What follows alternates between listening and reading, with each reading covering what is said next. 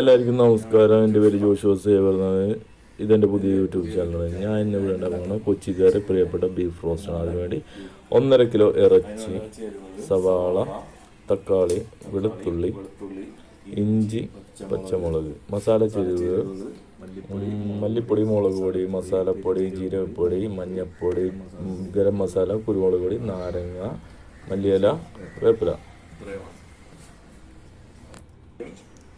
അപ്പോൾ ബീഫ് നന്നായിട്ട് കഴുകിയെടുക്കണം. നല്ല വെള്ളത്തിൽ നന്നായിട്ട് കഴുകിയെടുക്കണം. എന്നാലേ അതിൻ്റെ ചോരട ഇതെല്ലാം പോവുള്ളൂ. അപ്പോൾ വാങ്ങിച്ച് കൊണ്ടുപോകുന്നവരെ നന്നായിട്ട് കഴുകി 3 പ്രാവശ്യം കഴുകി നല്ല വൃത്തിയാക്കി എടുക്കുക.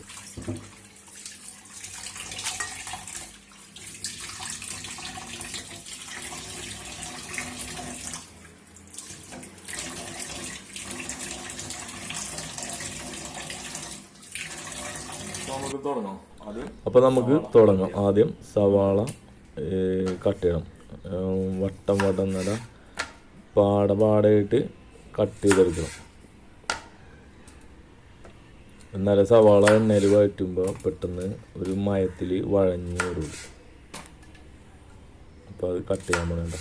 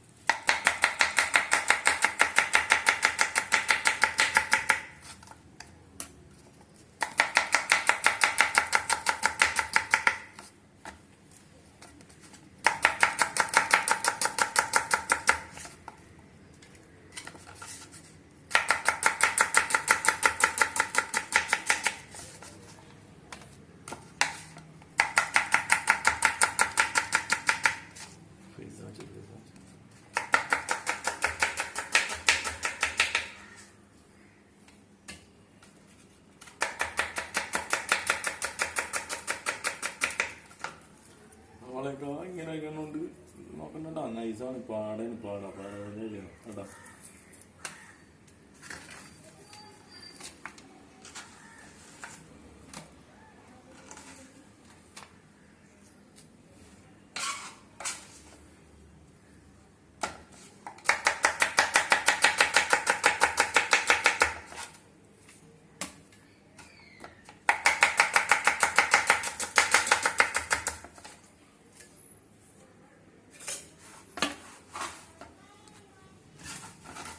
ഇഞ്ചിയും വെളുത്തുള്ളിയും മല്ലിയിലയും നാരങ്ങ നീരും കൂടി പേസ്റ്റ് ആക്കിയിട്ട് ഇറച്ചിയിൽ പൊത്തണ ഇത് ഭാഗം വീഡിയോയിൽ ക്ലിയർ ആയില്ല, റെക്കോർഡിങ് ക്ലിയർ ആകാത്തതാണ് കാണിക്കാത്ത. അപ്പോൾ മുളക് 2ആയിട്ട് പിളർന്നാൽ മാത്രം മതി. 2ആയിട്ട് ഇങ്ങനെ പിളർന്നിരുന്നത്.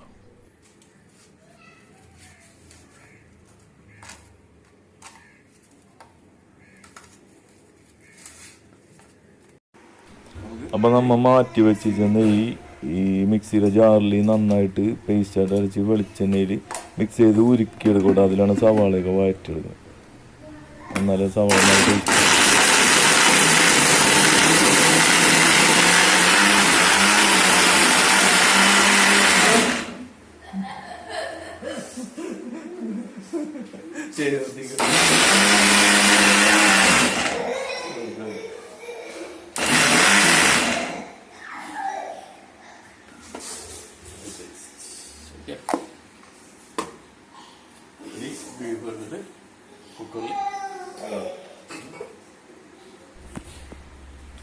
അപ്പോൾ നമ്മൾ ഇറച്ചി മാരിനേറ്റ് ചെയ്ത് വെച്ചിട്ട് 1/2 മണിക്കൂറായി. അത് കുക്കറിലേക്ക് ഇട്ട് വേവിക്കാൻ പോണേ.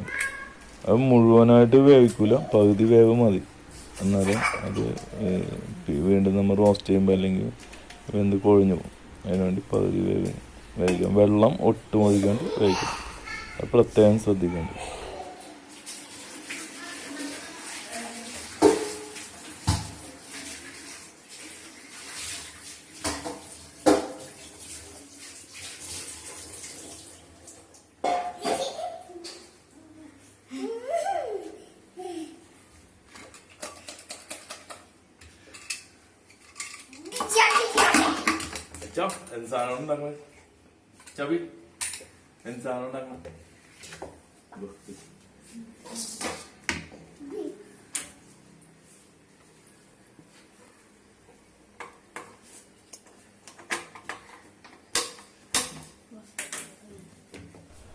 ഇറച്ചി വേവിക്കാൻ വേണ്ടി കുക്കറിലോട്ട് എടുത്ത് വെക്കണേ. അപ്പോൾ നന്നായിട്ട് ആവി വന്നു കഴിഞ്ഞ് മാത്രമേ വിസിലിടാൻ പാടുള്ളൂ. അപ്പം അതാണ് അതിൻ്റെ രീതി. അപ്പോൾ നമുക്ക് ഇത് കഴിഞ്ഞിട്ട് നമ്മൾ എടുത്ത് വെച്ചേക്കണ പൊടികളൊക്കെ ഉണ്ടല്ലോ, ആ പൊടികളൊക്കെ എല്ലാം കൂടെ നന്നായിട്ട് ഒരു ചട്ടിയിൽ ചൂടാക്കി എടുക്കണം. നന്നായിട്ട് ചൂടാക്കി മൊരിച്ചെടുക്കണം.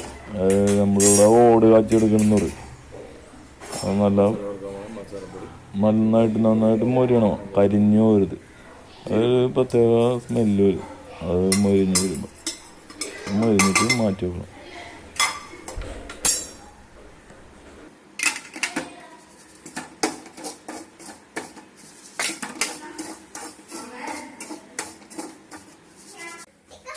അപ്പോൾ പൊടി നന്നായിട്ട് മൊരിച്ച് പാത്രത്തിലാക്കി വെച്ചിട്ടുണ്ട്. പ്രത്യേകം ശ്രദ്ധിക്കേണ്ടത് ഗരം മസാലയും കുരുമുളക് പൊടിയും ഈ മൊരിക്കണ കൂട്ടത്തിൽ ഇടേണ്ട കാര്യമില്ല. അത് അവസാനം കറി ലാസ്റ്റ് റൗണ്ടിലുള്ള ഒരു പൊടിക്കൈക്ക് വേണ്ടി മാറ്റി വെച്ചേക്കും. അപ്പോൾ നമുക്ക് ഉരുളിച്ചട്ടി അടുപ്പത്ത് വെക്കാം.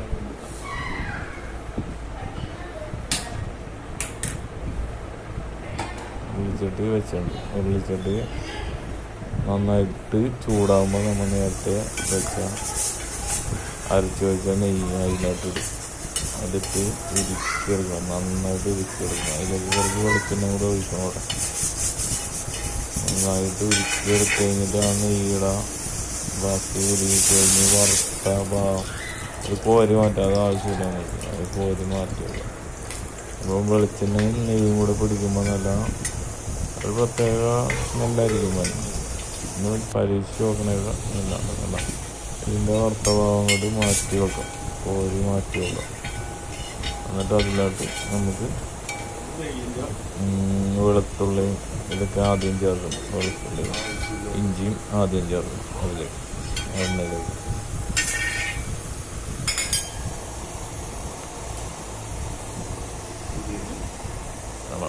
വെളുത്തുള്ളി കഴിഞ്ഞിട്ട് വെളുത്തുള്ളി കഴിഞ്ഞിട്ട് പിന്നെ ഇഞ്ചി ഇടണം. ഇഞ്ചി ഇട്ടിട്ടൊന്ന് ഇളക്കണം, നന്നായിട്ടൊന്ന് ഇളക്കണം. ഇളക്കിയിട്ട് നന്നായിട്ടൊന്ന് ഇളക്കി അത് ചെറിയൊരു മൂപ്പ് ഒന്ന് പെട്ടെന്ന് തന്നെ വെളുത്ത് വരും. അപ്പോൾ പച്ചവളം അങ്ങോട്ട് ഇടണം.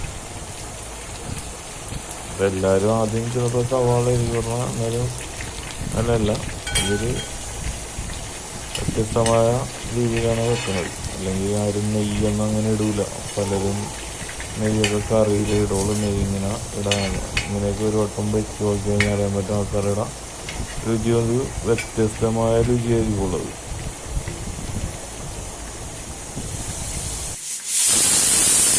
കുക്കറിൽ വെച്ച ഇറച്ചിയൊക്കെ നല്ല പാകമായിട്ട് അതിൻ്റെ സയറിനാണ് അവിടെ സൈഡിൽ അടിക്കേണ്ടിയിരിക്കുന്നത്.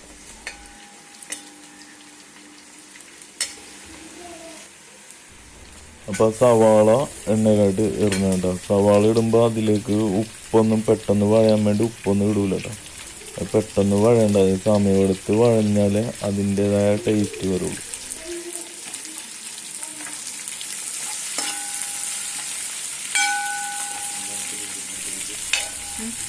അപ്പോൾ സവാള നന്നായിട്ട് വഴഞ്ഞ് വന്നിട്ടുണ്ട്. അപ്പോൾ അതിലേക്ക് നമുക്ക് തക്കാളിയും മല്ലിയിലയുമാണ് ഇട്ടേക്കുന്നത്. തക്കാളിയും മല്ലിയില ഇട്ടിട്ട് അത് നന്നായിട്ട് നല്ല വഴഞ്ഞ് നല്ല പരുവമാകുമ്പോൾ നമുക്ക് അതിലേക്ക് പുഴുങ്ങി വെച്ച ഇറച്ചി ഇടണം. ഇറച്ചി ഇട്ടിട്ട് അത് മിക്സ് ചെയ്യണം. ഇത് എന്തൊന്നും കാണിച്ചു. മസാലപ്പൊടിയൊന്നും ചേർക്കില്ല. അപ്പോൾ നിങ്ങൾക്ക് എന്താണ് മസാലപ്പൊടിയൊക്കെ ചേർക്കാത്ത സവാളയൊക്കെ മറിഞ്ഞിട്ടൊന്നും കണ്ട ഇറച്ചി പുഴുങ്ങി വെച്ച ഇറച്ചി അതിലേക്ക് ഇടും. ഇറച്ചിയിലേക്ക് കഴിക്കണം. ഇത് നേരത്തെ ഉള്ള അതിൻ്റെ സത്തൊക്കെ കണ്ട മസാലപ്പൊടിയൊക്കെ ഓടെ വെച്ച് വെച്ചേക്കണം. അത് പെട്ടെന്ന് എണ്ണയിൽ മൊരിച്ചെടുക്കേണ്ട കാര്യമില്ല. നന്നായിട്ട് അത് മൊരിച്ച് വെച്ചേക്കണം. അത് സത്ത് പിടിക്കാനുള്ള ഇനി ഈ ഇറച്ചി പിടിച്ചാൽ ഇങ്ങനെ ചെയ്യുമ്പോഴൊക്കെ പ്രത്യേകത കേട്ടോ. വ്യത്യസ്തമായ രീതിയിൽ വെക്കണോണ്ടാണല്ലോ ഇങ്ങനെ വെക്കണം, അല്ലെങ്കിൽ സാധാരണ ഒരു വീഡിയോ എന്നുള്ള രീതിയിൽ മാറിയാണിത്.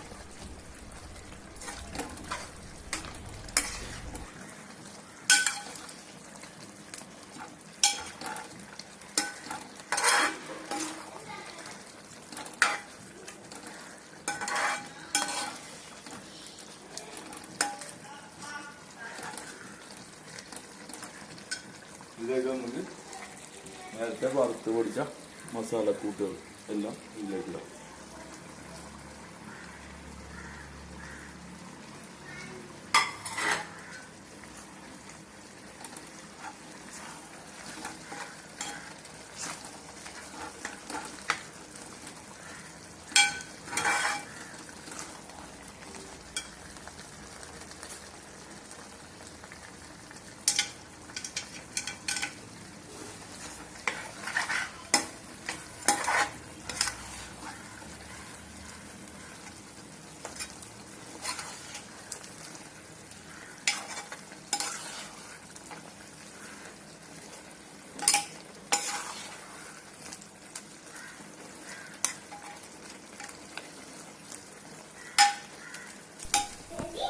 കറി നല്ല പരിവമായുണ്ട്, നല്ല ആവിയിൽ നല്ല മണമൊക്കെ വന്നിട്ടുണ്ട്.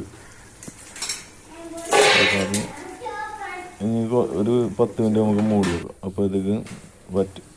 ഇപ്പം കറി നല്ല പരിവമായുണ്ട്. പരിവം എന്ന് പറഞ്ഞാൽ നല്ല റോസ്റ്റ് പരുവം. ഈ ടൈറ്റ് ആവേണ്ട കാര്യം തന്നെ, ചെറുതായിട്ട് ടൈറ്റ്. മസാലയും കുരുമുളക് പൊടിയും ഇപ്പോഴാണ് ഇതാണ് പൊടിക്ക്. ഇപ്പം അങ്ങോട്ട് ഇട്ട് കഴിഞ്ഞ് കഴിഞ്ഞാൽ അതിൻ്റെ ഫ്ലേവറാണ് ആക്കുക. അധികം ഒന്നും വരണ്ട, അത് ആവശ്യത്തിന്, അത് ഓരോരുത്തരുടെ ഇഷ്ടത്തിനനുസരിച്ച് ഇട്ട് കഴിഞ്ഞിട്ട് ഒന്ന് ഇളക്കി കൂട്ടണം. ഇളക്കി കൂട്ടിയിട്ട് അതാണ് ഇച്ചിരി വെളിച്ചെണ്ണ, നല്ല ആട്ടിയ വെളിച്ചെണ്ണ അതിൻ്റെ പുറത്തായിട്ട് അങ്ങോട്ട് ഒഴിച്ച് കഴിഞ്ഞില്ല നല്ല മണമായിരിക്കും. അതേപോലെ തന്നെ കറിക്ക് നല്ല രുചിയുമായിരിക്കും.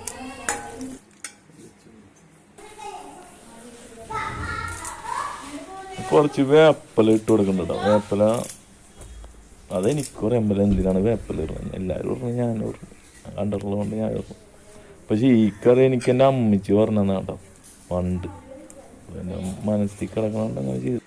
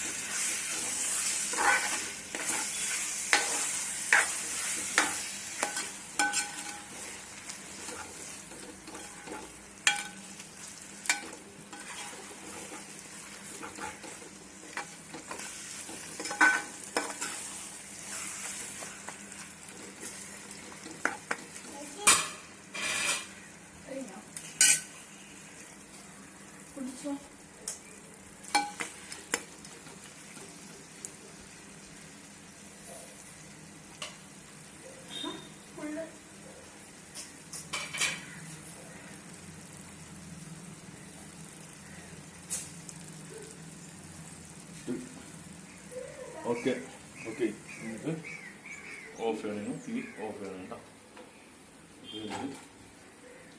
ഇത് ഞാൻ മാറ്റി വെച്ചിട്ട് ഓക്കെ